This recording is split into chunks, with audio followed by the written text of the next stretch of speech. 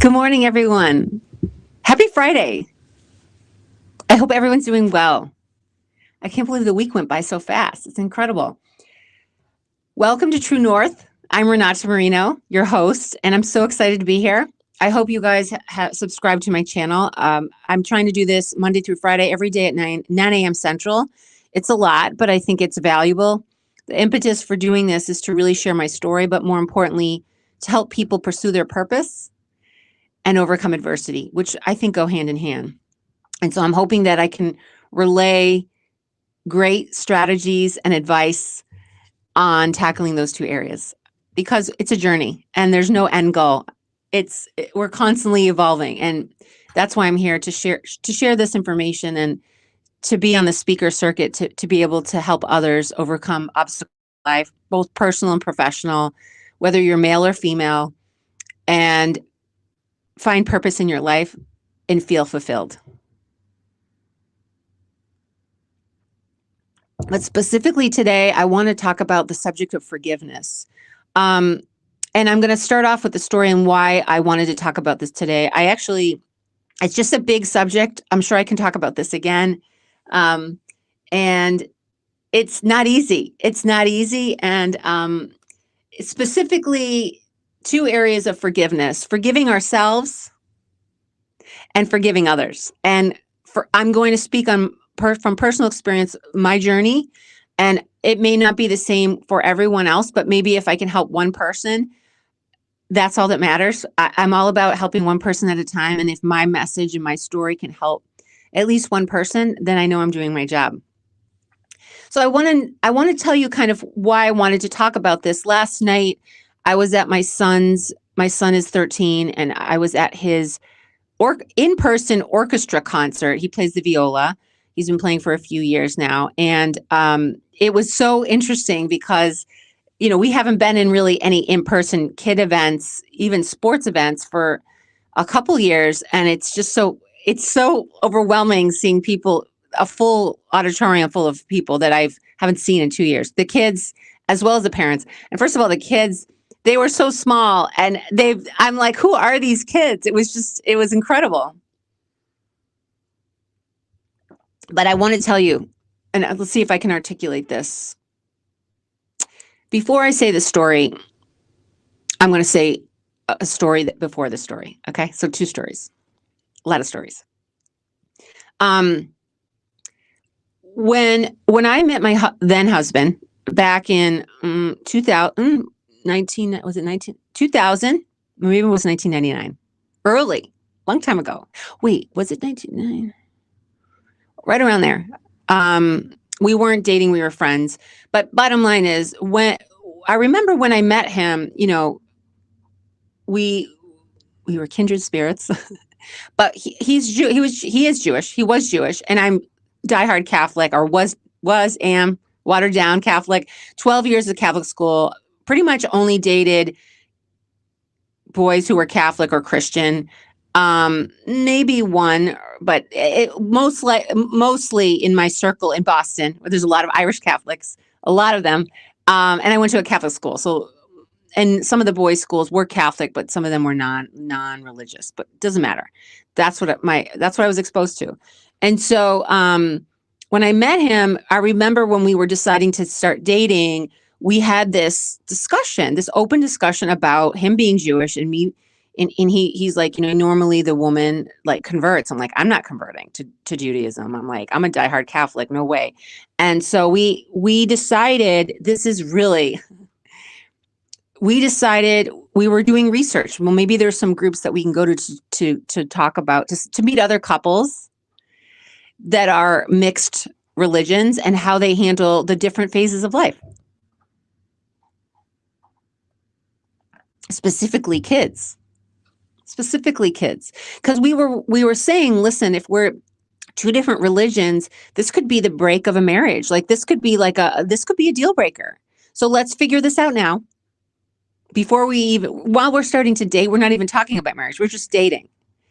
And there was a group in Chicago called the Jewish Catholic Dialogue Group. It's an amazing group. I don't know what's going on now in the other cities, but it was one of the only cities that had this open-minded group that had formal meetings. I think it was once a month, where other couples would get together, and it would be led by a priest and a rabbi, and then two amazing individuals that launched it. I can't remember their names, but they're amazing. They're pioneers in the area. And there were conferences to go to. I mean, it was really good. So it talked a lot about life and life stages, and going to certain family events, and if comments were made about the other religion, or like, how do you handle it? And, in-laws and aunts and uncles and kids. There was just a lot of discussion around the similarities and the differences. And then the other thing, so it's so interesting because that wasn't the demise of our marriage. But because we're former investment bankers, very analytical, Chicago booth MBAs, we're like, let's mitigate the risk by going to this thing and investing the time. But it goes to show you, I will say, and this relates to the second story I want to tell, about who he and I are at the core, our individual, who we are at the core, our values are very aligned. Our morals and values are very aligned. And family is very important to both of us. It still is. And our kids are number one. And I think, I mean, when you think about partnership, you think about core values, and you think about the really must-haves, at the end of the day. And I'm gonna start crying. Actually, I probably won't cry because I've already done it. At the end of the day, what are the core values? What's the foundation of the relationship? And what are your ultimate must-haves that will take your relationship really far? And so we wanted to make sure that we were mitigating any risk of being in disagreement. And thankfully, he's more of like a liberal Jewish person. He's more cultural. So we were talking a lot about the cultural differences, and it was a really open and it was good to talk with other couples, because you can learn from how they've handled certain things. And it was such a great community. I'm telling you, this was when we were started to date. It was actually after business school. So maybe like 2002, 2003, around that time. It was really, really good. No, we got married in 2003, 2004, 2005. It was unbelievable. So we went, and it was great. We learned a lot about each other and learned a lot about how we were raised, family. And then also the parents were allowed to come, like his parents or my parents, and listen, sit behind a circle, like think about a circle, and sit behind the circle as we discuss as a couple. And all these other people's parents were there. It was just like unbelievable. I learned a lot about myself. I learned a lot about him. Learned a lot about Judaism. I learned a lot about synergies in the cultures, different cultures. And there were people in the room from different cultures. Some were Israeli, it was really, really cool. Some were and then some were Christian, Protestant. There's a lot of similarities and differences, but I learned a lot. And bottom line is that wasn't the demise of our marriage, but it was good that we went through that exercise, because it actually enabled us to really, at the end of the day, be on the same page of what's really important to us, okay, as a family, as a couple.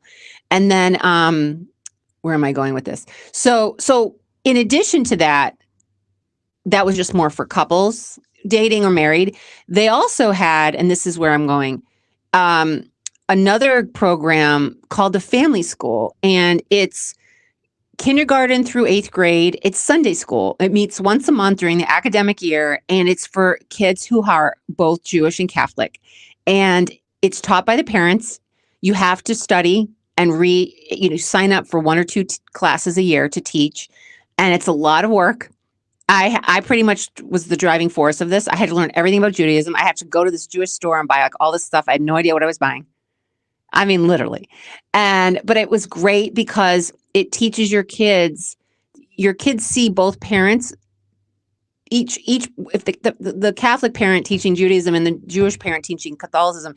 It was like a very team effort, and it was really good for the kids to see the parents teaching together. So my kids went through that for 6 years, until we got divorced, but it was really, really good. So the bottom line is, this program, as well as the dialogue group, teaches kids and teaches couples, there's a higher force other than ourselves. So when we think about religion, and this is my personal belief. We wanted to he and I wanted to teach our kids there's something bigger than yourself. Whether you want to call it God, whether you want to call it the universe, or when you want to call it spiritual, whatever. Like that was the common ground of both Judaism and Catholicism. The overarching theme was there's more to life just than yourself. There's, it's having faith. And so this relates to kind of what I want to talk about with the whole idea of forgiveness. So fast forward to last night. It was my son's concert, and he had been with his dad for the week. And so his dad brought him there and was in the audience and waiting. And I'm running right on time. And I come in and it's crowded. And I haven't seen like a crowded auditorium in so long. And, he texted me, my ex-husband texts me, and he's like, I'm on the left. If you face the stage, like, or whatever, I'm like on the left, whatever. And I want to tell you guys, the last time I was in that auditorium, which was more than 2 years ago, maybe even 3 years ago, I remember going to my son's or my daughter's concert or somebody's concert. I can't remember who it was. And I had such anxiety. Didn't want to, I almost felt like I needed to take like a sedative before I went, because I just gotten divorced. I felt like I was wearing a scarlet letter going in this small town of 6,000 people where everybody was blaming me. I just felt very uncomfortable. And and think about it. If you're in a small school, small town, everybody knows your business, and, you're still living in the town, and, you were with this person for 17 years, married for 15 years. You know all the people, and they know what happened, and you were friends with them. You went out with them, you went downtown with them, you did social things, and it's not like that anymore. So it was a very hard time for me. But when I walked in last night, I want to talk about forgiveness. When I walked in, he's texting me, I'm sitting over here, and, left me a space. So I found him, excused myself, sat down next to him, and I had like a revelation. I was so at peace. I was so,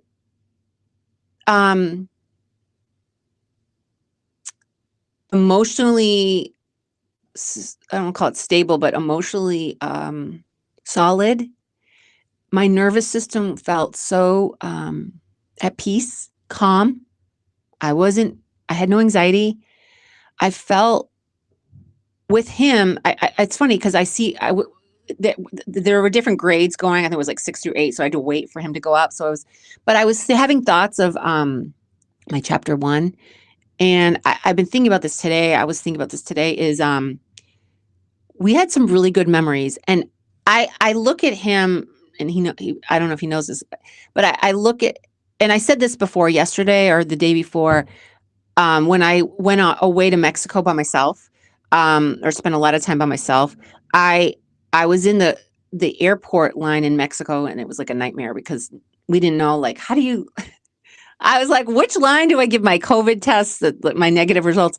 And I was in the line for like 2 hours, and I was crying in the line, and I had tweeted something about, I forgive my husband, my former husband, because I know he loves our kids. And it's taken me so long to get to this place. I never thought I could. And I remember so many other, like my mom's friends and all these people saying, like, you need to forgive him,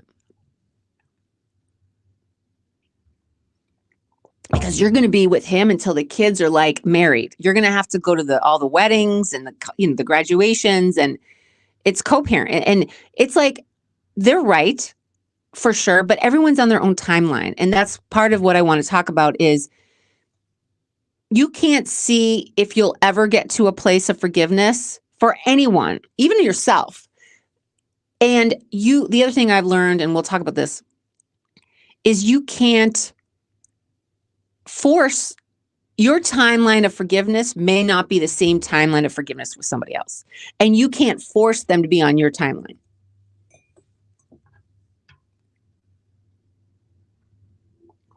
That's what I've learned. Because when I'm ready to forgive someone, maybe they're not ready to forgive me. Do you know what I'm saying? And it's frustrating. I get angry. I'm like, well, hold on a minute. Like, it's taking me so long to get here, you know? And so that's one aspect of it. But getting back to me sitting in this chair and thinking, like, I'm not saying I'm friends with him. I'm not saying I trust him wholeheartedly, because I don't. But I do trust him when it comes to our kids, and I do know he's a great father, and I do know he's reliable. The area that I want to get to that I'm not quite sure I'm there yet is not that he's responsible to take care of me, because he's not, but would he help me based on everything that happened in our marriage if I needed the help?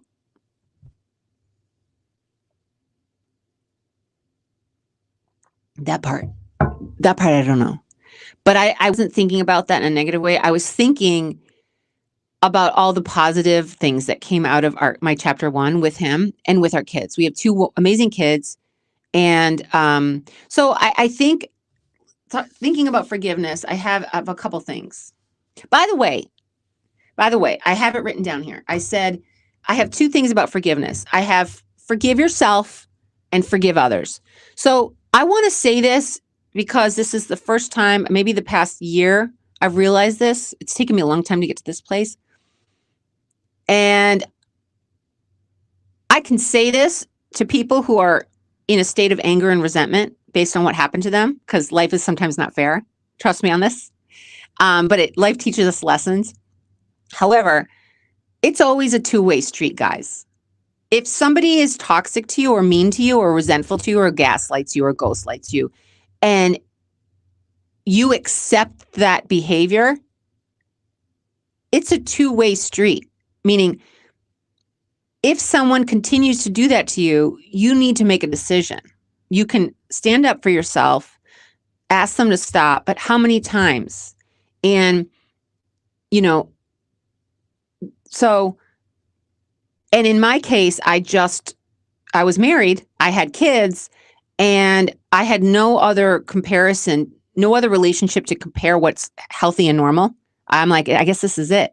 And so for me, I just accepted the behavior.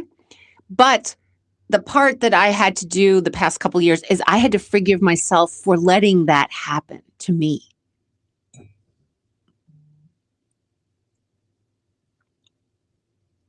So it's hard to forgive yourself. It's hard to forgive yourself. And, hindsight's 2020. When I think about that, I'm like, I could have done this. When was the first time I started seeing this? When was I not happy? Could I have spot the signs earlier? Like, I went through this over and over, because I'm an overthinker, over and over and over in my head, being like, okay, because you don't want it to happen again. Do you know what I'm saying? We want to learn from the past. I want to learn from the past. We all want to learn from the past. We don't want to repeat mistakes. And so, I want to understand behavior from someone else and how to recognize it, so I'm not getting into that same pattern again. So, but bottom line is, I had to forgive myself before I forgave anyone else, before I forgave him. And it's not even just him. There's other people that I had to forgive. And let me just talk about forgiving other people. Forgiving other people doesn't mean you have to go up to them or call them or text them saying, like, I forgive you. Because first of all, several things can happen. First of all, they may think they haven't done anything wrong. Okay. Or maybe their behavior is normal. That's how they are with other people, and it's not normal for you. You're not used to being treated that way. So it's offensive to you, but it's normal for them, because people grow up in different environments. So that type of behavior may be normal in their life, which is, you can't be mad at that. I mean, it's just not acceptable to you. And then, so you don't, when you're ready to forgive someone else, you don't have to. The reason why it's important to forgive others without even like going up to them and being like, I forgive you, or having a powwow, or having like a come to Jesus meeting, or having any kind of like resolution or communication on it, like depending on how involved they are in your life, um, is because it's for you. Because I mean, at least for me, what I've recognized is that, and this is the hardest thing, guys. And I'm getting better at it every day. I'm not perfect, but I just maturely want to articulate this, is that when you the way I've done it in terms of forgiving people is understanding why they acted a certain way, why they did a certain thing that was hurtful several times, maybe not once, but several times. Whether it's personal or professional, like I'll say a professional would be like, I was volunteering my time with this woman and she was in venture capital and she promised me a general partner role in her new fund that she was going to be launching. And then I said I was going to deliver X, Y, and Z to her. And I actually over delivered within like 30 days. And the minute she got what she wanted, she took that away from me and offered me an internship at her nonprofit.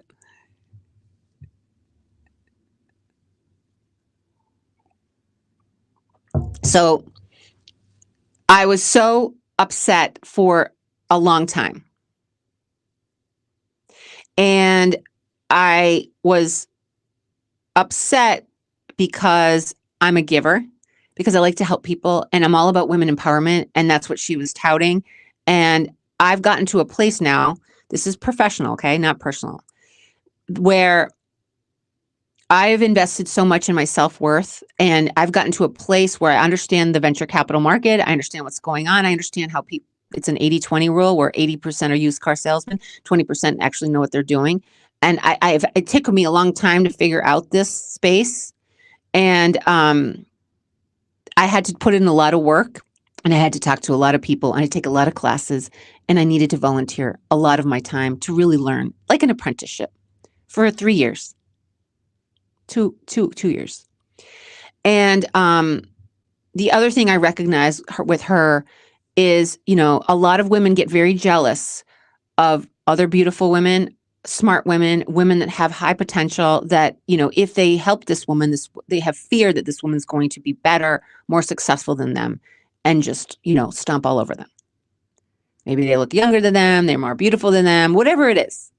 And a lot of younger women do that with older women.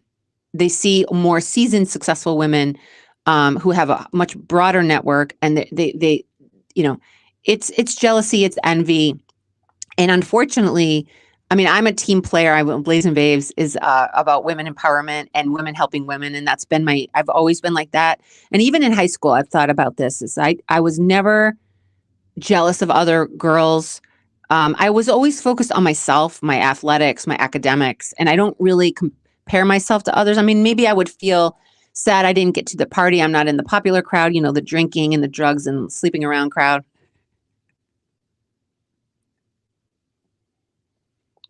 I was a straight shooter.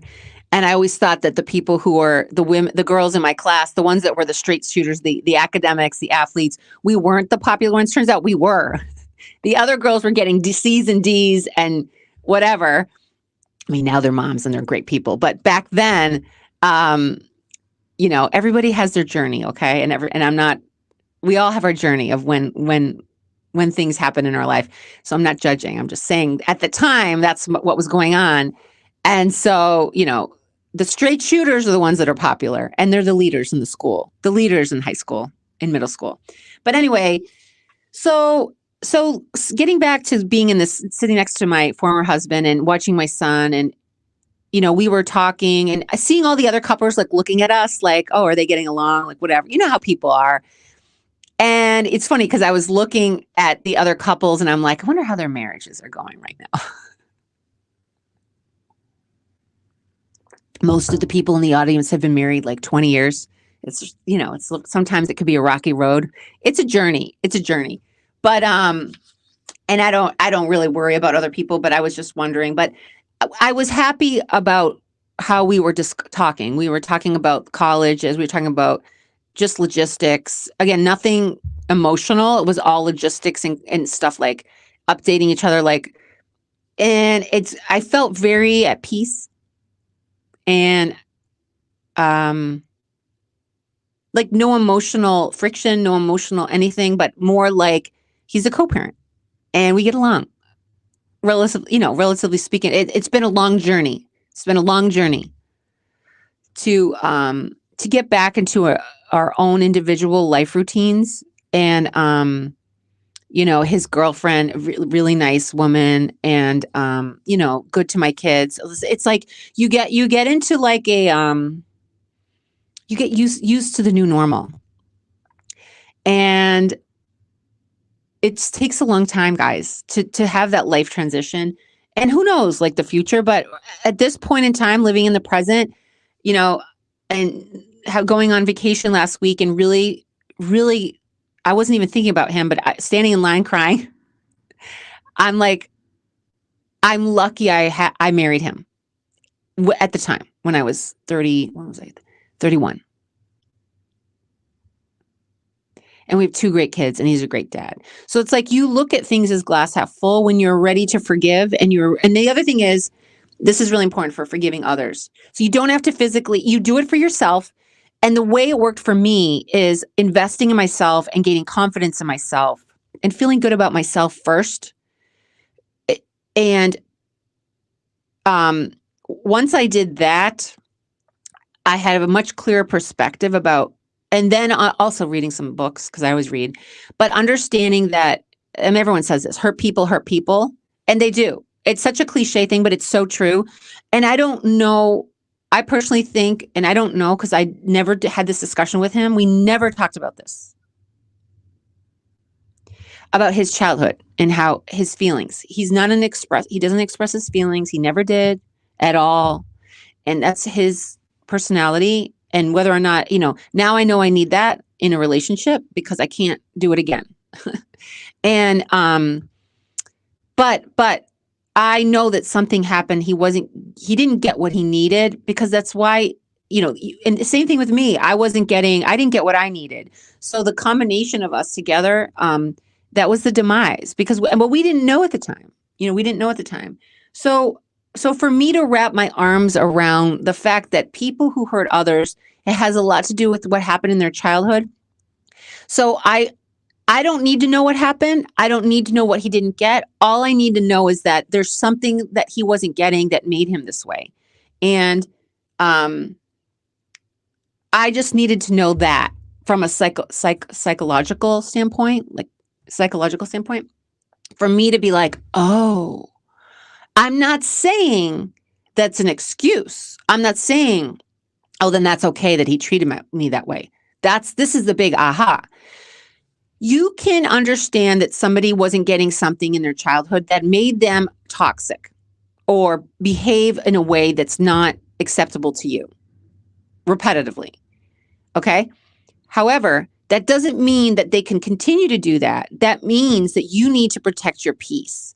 Because what happens in a relationship where you take it and take it and take it, and you don't, and that and let's say that you ask for them to get help, or you ask for them to stop, and they don't, they're not willing to put in the work, you are going to get sick. Do you know what I'm saying? Like, it is going to be your demise. You're not going to be happy. B, you're probably going to get really sick. Like, if you just accept that behavior and they're not willing to change, it's going to affect your physical, mental, and emotional well-being. It's also, your kids are going to see it, and they're probably going to mirror that type of toxicity in their adult relationships. So there comes a point in our time, in the time, if the other person's not willing to get help, and everybody goes through this. People go through and we went through marriage counseling. That was, a lot of Band-Aids, but we did it. But bottom line is, you can't keep staying in it when it's hurting you physically and you're not happy, and you're going to get sick. Do you know what I'm saying? And so that's the thing is you have to protect your peace. Okay. You have to protect your peace. So distancing yourself, you can forgive someone and wish them the best and know that they're a good person deep down inside, just like my former husband. He's a good person. Deep down, he is a good person. He's a great dad and he's a good person. But if I don't know where he is on his healing journey. So if you're further ahead on your healing journey where you are at a much more advanced level, like not advanced, but like more healed state, and the other person's either stuck or much slower behind, and their demeanor and their behavior is not healthy for you, you have every right to protect your peace and distance yourself from them. It's not a mean thing to do. Do you know what I'm saying? And so that's what happened to me is when there was a lot of toxicity between us when we got our divorce. I'm like, you have to leave. You can't be in this house because I have anxiety. And also I said, I had to move from the town because the overall people were blaming me. I'm the one that wanted to get out. And so I'm the bad person. And I felt so ashamed and guilt. And so I had to leave the town. I had to leave. And it was really hard for me because picking up and packing your bags and moving to another community and not knowing where to go to dry cleaning and not knowing anything, it's scary because think about it. If you're 15 years, same routine, same people. I didn't have any like friends. I lost so many friends. It's a really scary thing. It takes a lot of courage. It's starting from scratch again.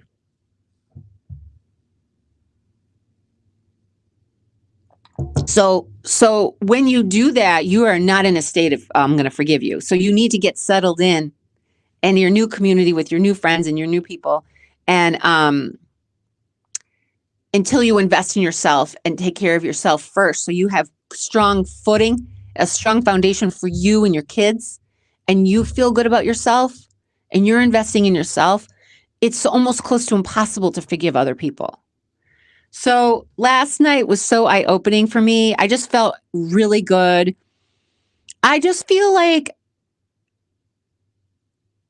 I just want everyone to know that you can get to that place, whatever person you're forgiving, but you have to, during times of where you feel your energy is not, you feel like toxicity coming into your life, you have every right to distance yourself from someone and let them go on their journey. And if you're going to come back to the person or meet the person, or, like last night, I just felt like we are on the same page in terms of co-parenting. And God willing, it stays that way going forward, and that we have a good relationship for the benefit of our kids, and the kids see it. And it will be a learning process for the kids too, to understand that you can have been married and have loved each other and grown apart and wanted different things in life, and people change, but still be friends. And I wouldn't say friends, co-parents. So what did I write? I'm trying to think what else in my notes. Yeah, I wrote, you have to protect your peace. So if you need to distance yourself from certain people, whether it's business or personal, it's not being mean, okay? It's not being mean. You need to focus on you, and their journey they're on a different timeline, meaning like pace of healing. And, God willing, they get to a place of of peace themselves. And whether or not they're in your life or not, it just depends what happens with life. But this is something I've learned, because I've always just accepted, because I don't want to be mean to someone. I don't want to hurt people. I don't like hurting people. I am not a hurtful person. I actually really like giving. I'm giving and kind and loving, but I've learned I have to protect myself because my energy is precious and I need to pour it into me. And I'm a very upbeat person, and I don't want to be sad, and I don't want to be mad.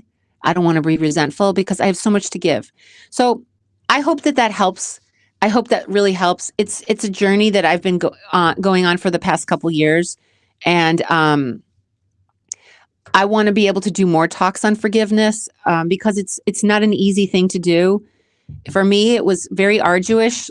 Arduous. Maybe COVID kind of ramped it up for me because I did a lot of getting a lot of the resentment and the anger out from just deception and just from people, and forgiving myself for accepting that breadcrumbs, gaslighting, ghosting from so many different people. A lot of men, a lot of women, whether they're in venture capital, whether they're friends from my community, old friends, acquaintances, family, same thing, family, same thing. Oh, because I think even with your family, and I'll talk a little bit about this, both sides of the family.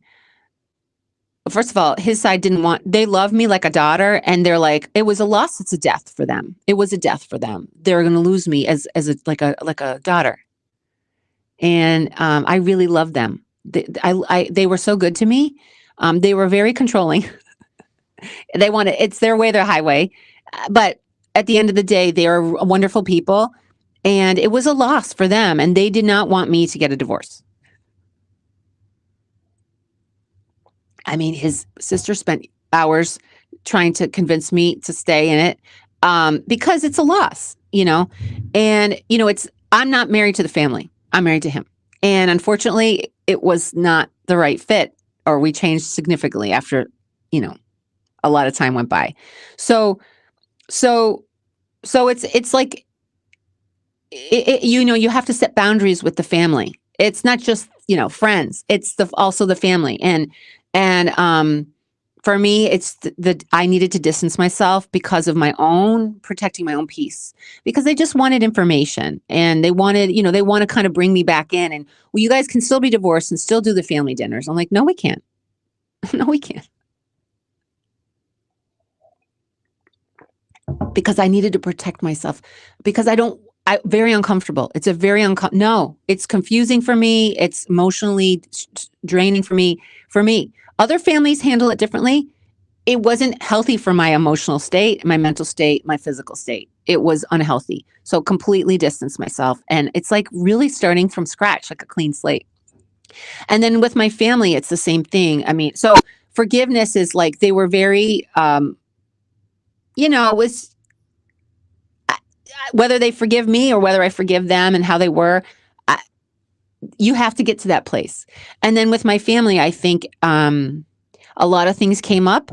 I think they're not used to anyone getting a divorce. They're used to all of us being together, and it was, vacations and everything, and, holidays. It's hard. I mean, if you're with someone for 17 years, that's a big change. And so I'm so proud that I've gotten to this place of acceptance, forgiveness, forgiving, and feeling really confident in myself and confident in who I am and what I want and my boundaries, and finally having some really good, solid boundaries, and feeling secure in myself, and not codependent on someone else or anybody, and learning and accepting everything that I've been through as a lesson. Okay, I hope that was helpful. I want to do cards. I have to check the time because I have a call. Ooh, plenty of time. Plenty of time. All right, let's do cards.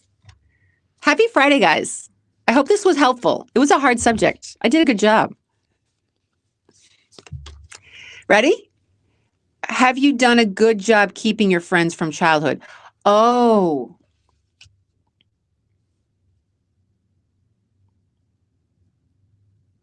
I can do a better job. I think I can do a better job. So, wow, a lot of things have been happening with my friends from my childhood. So one of them I'm really close with.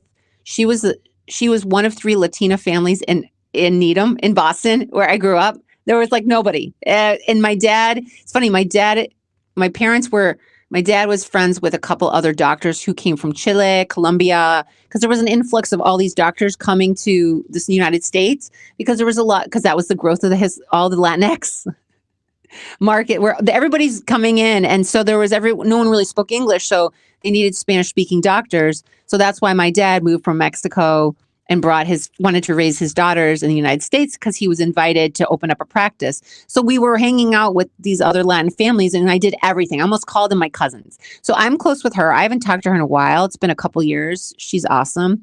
And then my friends from St. Joseph's School in Needham, which is a Catholic parochial school where you wear uniforms. Oh my God. All my friends, my Girl Scouts.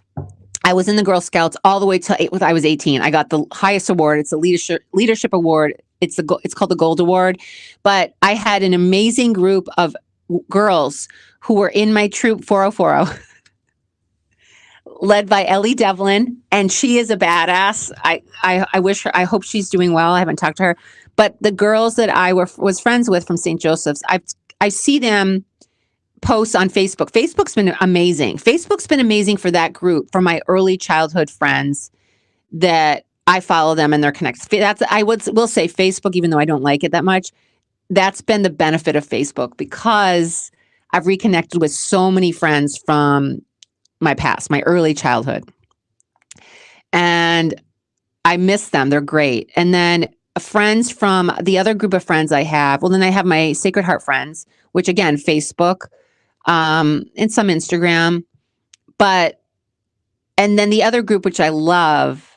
So I grew up in this like local swim and tennis. It's not a country club. It's like a swim and tennis where I learned how to play tennis and swimming. And I was eventually a lifeguard. I have really good friends from there. They're like wholesome, genuine, down to earth, amazing friends. And some of them actually, I'm trying to I need to email them because they're in venture capital. Most of the guys, not the women. And I'm like, guys, you need to help me. But the women I know, some of the women I competed, swam against some. They were on my swim team. We had parties at my house, pool parties, late night after working as a lifeguard. Oh my God. I remember my dad came. This is such a great story. Oh my God. My dad came down they went to sleep. I worked 12-hour days for like 4 days. The lifeguards, 9 a.m. to 9 p.m. at night. And we taught swimming lessons. It was the greatest job. And because I'm with my friends. I grew up with them. And then we'd go to my house. We had a pool and like a jacuzzi. And everyone's like, party at the marinos. My parents would go to sleep. We'd be in the pool. My parents were like, they let us whatever. And it's in the woods. So there's like a pool and then it's like all woods. So we'd play like truth or dare. You have to run in the woods and come back in. It was scary, but it was fun. And I had such great memories. But I remember we did this thing. We're old. We're like 17. We all are like running in the shallow end in this pool, like in a circle to create like a really strong current. I don't know why I'm saying this. And we're running all together. And, we created this really strong current. My dad comes down the next morning. We destroyed the pool. There was we were doing flips. It was dangerous. Somebody could have hurt themselves. And my dad comes in the morning. He comes down because he gets up early to go to work for being a doctor. He has to be at work at 7 or 7:30. And he's like, I was getting ready to go to work at for breakfast. He's like, what did you guys do to the pool? There's no water left. Because all the currents we created, there's there's no water. I'm like, oh, I don't know. It was fun. But I have to do a better job staying in touch with those guys. I'm going to call my two guys in venture capital. What's the funniest YouTube video you've seen? Oh, so my daughter showed me this YouTube video several years ago when I think it's her way of communicating that she's a introvert.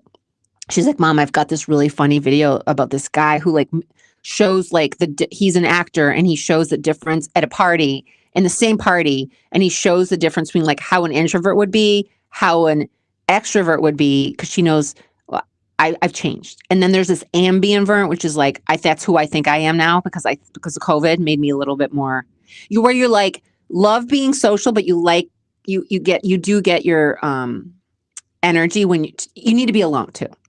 I used to be extrovert. And now I've realized hold on, I get depleted. I need to kind of chill by myself and then go and be with people. But anyway, it was funny because she's laughing at me because she knows I'm not an introvert. It's really, it was her way of communicating that is an introvert, and to understand how an introvert gets their energy by themselves. So I'm very sensitive to that, because when I'm like, all right, we're going to go out, she'll come to me. Hopefully she can do that more and say, Mom, I need to go to my room. Like after school, she doesn't want to talk. She wants to just go to her room. I just let her go to her room. She has limited time where she wants to deal with me and my crazy energy. Do you tend to hide or show your emotions? I mean, you guys, I show my emotions.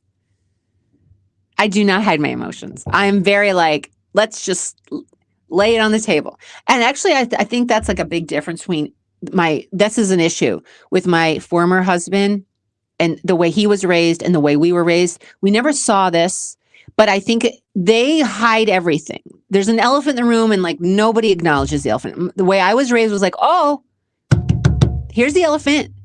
We're going to talk about it right now. So everyone's going to be upset. Everyone's going to be crying. Everyone's going to be angry, but we're going to get through this because then we're going to get past it and then everybody can be happy. That's how I was raised. So that's kind of how I am now. Like, hey, there's an issue. Let's talk about it. Everybody's going to be upset about it, but let's get it resolved. And then so we can all be happy. Do you tend to hide or show your emotions? I show my emotions. I'm learning more to not react to things that are disturbing and to just have time to think and listen. So I'm trying to be a better listener because, and then take time to respond. I'm practicing. What flavor of bubblegum would you like to invent? I mean, what? Bubblegum? They're all invented already. There's blueberry, right? Lemon? I like grape. Oh, no, there's not blueberry. I think there's grape. I say blueberry. I don't chew gum. Which TV show is the most popular with your friends? There's none. Oh my God. Do you guys remember, I always think, I don't know why she just popped into my head, Jenny McCarthy and, was it Singled Out? Oh my God. Do you guys remember that? That was my favorite show. She's hilarious. God, they need to bring that back and she needs to do it. I'd watch it. If you decided to go on a spiritual journey, where would you go and what would you do?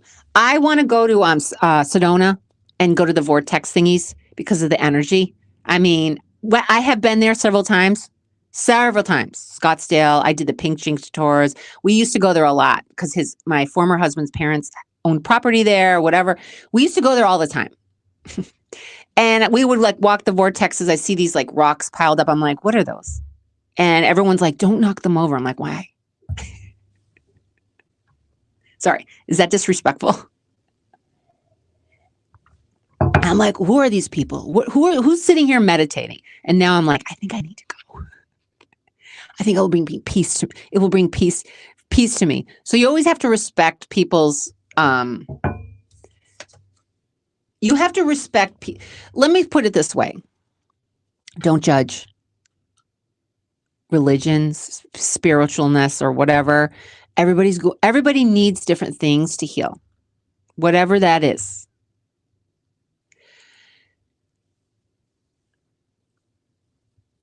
Everybody needs different things. And some things come into your life at the right time to heal some of the hurt from the past. And no one should judge you based on that. No one should judge you. And let me just say it, like I was thinking about this morning, is like this. I was raised strict Catholicism. Like, oh my God. I mean, I was reading I couldn't believe, no one even knows what this is. I was reading the catechism. I had to do the rosary beads. I had to go to confession once a month and sit in front of the priest and make up some whatever I did wrong. I mean, it was like, I remember like being in church in the 7th row at St. Joseph Church in Needham with my ribbons and dressed to the nine. And everyone's like, they're the Marino girls. Really smart, really beautiful, and really perfect. Saints.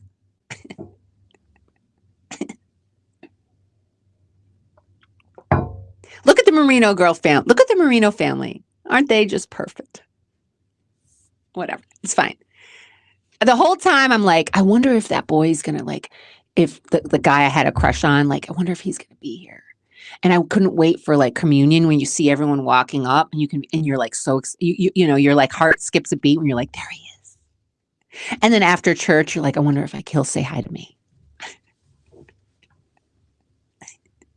That's all I cared about.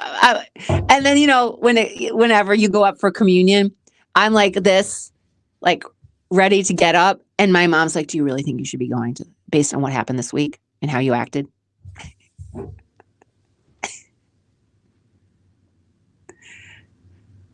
Yeah, I'm going. I don't think you should be going. So I sat back down and then I'm like, okay, I'll just sit here. The only one in the pew while everyone else goes up and I look like the loser. That's the sinner. I don't want to be singled out. Speaking of singled out. Oh my God. These are the daunting things that happen to me, or most of us probably, growing up. Sitting in the pew where everyone else is going up for the communion and you're the only one, everybody knows that you're the sinner.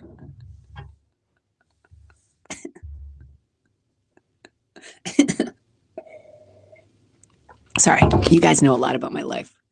I was like the nice Catholic girl. Everybody knows. You can take a poll. Poll everyone on Facebook. Do a poll. You could do the research. Do your research. You'll find nothing. All right, I can't see this because I'm blind and I need to go to the eye doctor. Happy Friday, guys. Thank you for tuning in. I love doing this. It's my favorite part of my day. Kate, see, I don't even know who this is. Kate Bowman, Bouman. See, I don't even know who she is. She's the computer scientist who captured the first image of a black hole and proved that they do exist.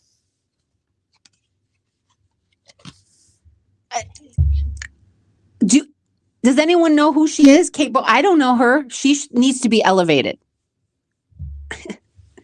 Are we likely to discover life on other planets? Yes. Yes. Now that we're going to the moon and, we're going to be traveling everywhere. And yeah, we will. We will. Whatever that means, we will. Whatever life means, however we define life. Anyway, happy Friday, guys. I hope this was informative. I hope it helped you. It helped me. And I'll put a little clip on this, so it will be a little teaser. But I'll see you guys on Monday. I have no idea what we're going to be talking about on Monday, but I hope you subscribe to my YouTube channel. This has been amazing. Oh, before I forget, I also have a Nantucket. I have my Nantucket. I was inspired to put my mom got me this. It's for Christmas. It's a framed picture of a Nantucket Island because my goal is to buy a house in Nantucket. It's my favorite place. Nantucket and Bermuda are my two favorite islands. But I do on my shelf have a book that I have not read, but my therapist 3 years ago told me to read it, and I still haven't read it because I'm in the middle of 3 books already that I need to finish. But this is Brené Brown's book. She's amazing, by the way. She's an amazing researcher. You should watch her videos. Oh my God. Her YouTube videos, her TED Talks. I'm doing 2 TED Talks. I'm trying to get some dates. She's done several, all research-based, all exceptional. I really value her. It's all about overcoming adversity. This one is called The Gifts of Imperfection. Okay, I'm going to read the back. I haven't read this, but it's on the docket to read. This is a lot about why I'm doing this podcast. It says, owning our story can be hard, but not nearly as difficult as spending our lives running from it. I'm not going to get emotional on this, okay?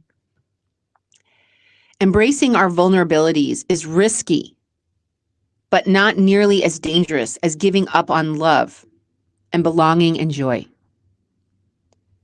The experiences that make us the most vulnerable. Only when we are brave enough to explore the darkness will we discover the infinite power of our light. Brené Brown, The Gifts of Imperfection. I honestly, this was recommended to me by my therapist. I think this has a lot to do with forgiveness. I think this has a lot to do with being vulnerable, being open, and not being afraid to open your heart. And this is a journey that I've been on, and I've always had an open heart with people. And I think it's really hard when your heart gets broken. I'm not going to cry.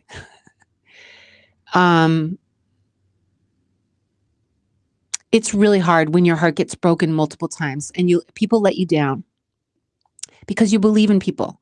You believe in people and you want to continue to believe in people. And I think the challenge is, guys, is a lot of times when we have repetitive heartbreak, we want to close off our hearts. And I think that's a detriment to the happy to be able to experience happiness in life. And I'm at a place right now where I'm slowly opening my heart to receive love from the world and trust again, because it's scary. You don't want to get hurt again. But I think when you invest in yourself and you feel really good alone, you feel really good alone, that you don't have any codependencies on someone else. You don't need someone else to fill a void. You actually are feeling it on your own. You're more likely to open your heart to someone else because you know you can do it on your own. That's the aha. Anyway, have a great Friday, guys. See you on Monday. Bye.